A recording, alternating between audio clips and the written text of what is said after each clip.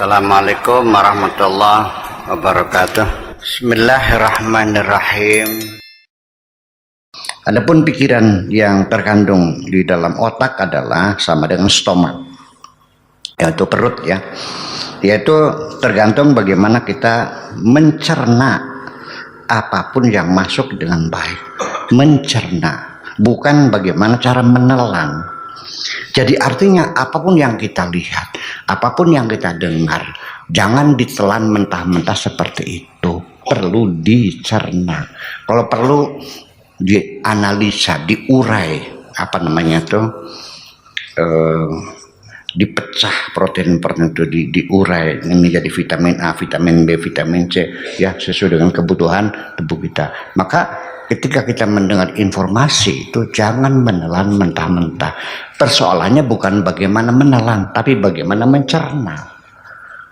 Mungkin beritanya sama, tapi karena kita mencernanya berbeda, maka akan menimbulkan sikap yang berbeda. Bisa-bisa yang ini pro, yang ini kontra. Padahal informasinya sama. Itulah kita bermain dalam media sosial. Dan dalam bermain media sosial, itu saya melihat bahwa radio BBC itu ngomongnya benar loh. Dia punya fakta yang BBC. Radio dunia ya, BBC London. Itu semua pemberitanya ada faktanya, ada arsipnya, ada dokumennya, semuanya lengkap, wawancara. Dia pinternya apa?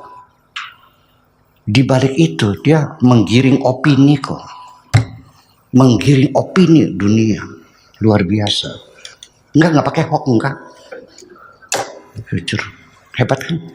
Itu persoalannya.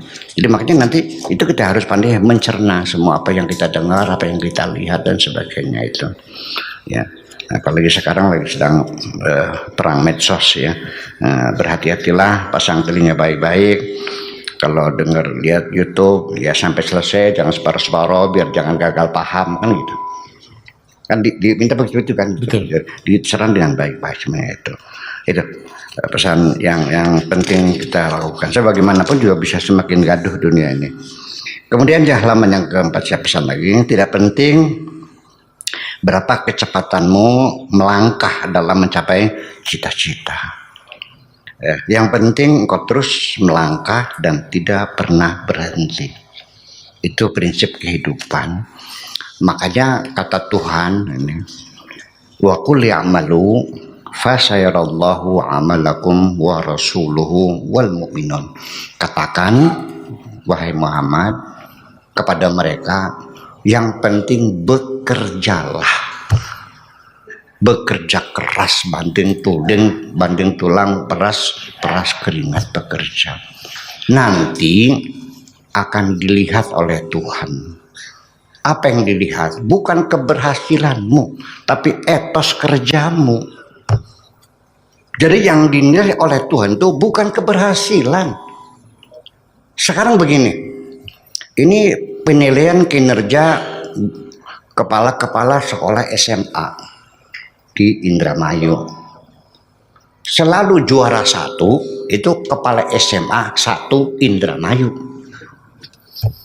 Kenapa bukan kepala SMA yang ada di Cadang Pinggan di pondok saya di sini? Kenapa ini nggak pernah dapat? Padahal kepala sekolah SMA saya datangnya jam 6 pagi, pulangnya jam 6 sore. Ya, anak-anak yang tidak hadir itu terus dikomunikasikan dengan orang tuanya, dibujuk untuk sekolah. Ya, kebersihan sekolah dikontrol semuanya. Gesekan-gesekan antar dewan guru yang kira-kira bisa mengganggu dia damaikan semuanya. Pokoknya bekerja sehari penuh dia. Tidak dapat penghargaan.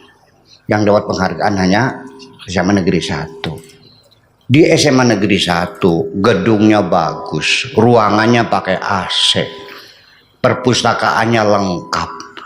Anak-anak sekolahnya antar jemputnya pakai mobil, anak-anaknya pejabat. Di rumahnya ada internet, ada TV, ada radio, ada koran, ada majalah.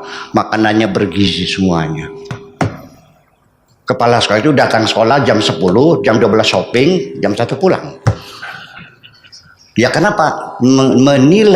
Menilai kinerja kepala sekolah hanya dari satu sisi, kelulusan siswanya, bukan kinerjanya. Yuk kita kembali, ya. Yang penting adalah kinerjanya. Yang penting engkau bekerja. Apa? Tuhan tidak menyuruhmu kaya, tapi Tuhanmu menyuruh bekerja. Dengarkan baik-baik. Tuhanmu menyuruh bekerja, tidak menyuruh kaya. Betul? Tuhanmu menyuruh kamu belajar, tidak menyuruh pinter. Betul? Itu yang jelas. Kalau kamu sudah bekerja keras tapi tetap miskin, nggak ada masalah. Ya, go ahead. Silakan, nggak ada masalah. Kamu sudah bekerja keras, Kak. Anak itu belajar rajin sekali, tapi tetap bodoh, nggak ada masalah. Ya sudah selesai, dia sudah memberikan tugas. Jadi kita mesti paham bahwa yang akan dilihat oleh Allah itu adalah etos kerja, bukan keberhasilan. Keberhasilan gagal mah tergantung kepada kehendak Allah Subhanahu wa ta'ala. Jadi artinya bahwa yang penting etos kerja dan jangan pernah berhenti, terus melangkah, jangan putus asa. Nah, untuk menghindari supaya jangan putus asa, saya selalu menggunakan metodologi ilmu tasawuf. Menghindari orang supaya jangan putus asa, harus dibangun sejiwa tawakal kepada Tuhan. Artinya kepasrahan total kepada Tuhan untuk menghindari keputusasaan. Orang tawakal itu adalah orang yang tidak pernah berputus asa, selalu menanti rahmat Tuhan. Tetapi masyarakat kita salah paham, dikiranya kalau tawakal itu adalah fatalisme. Ya, begini, bedanya fatalisme dengan tawakal. Kalau tawakal itu mobilmu dimasukkan ke garasi, ya, mobilnya dikunci, ya, garasinya dikunci, ya, pintu gerbangnya dikunci, ya, kuncinya disimpan, selesai, silakan tidur yang nyenyak. Begitu pagi bangun, mobilnya hilang, pintu gerbangnya dijebol, pintu gasnya dijebol, mobilnya, ya Anda sudah tawakal. Itu berarti bahwa nasib Anda punya mobil sampai hari itu. Besok beli lagi yang baru. Setiap ada yang diambil Tuhan, yakinilah akan diganti yang lebih bagus lagi. Itu aja persoalannya. Nah itu tawakal. Tapi kalau fatalisme mah, mobilnya tidak dikunci, ditaruhnya di pinggir jalan, kamunya tidur, itu yang fatalisme. Tahu bedanya jadi.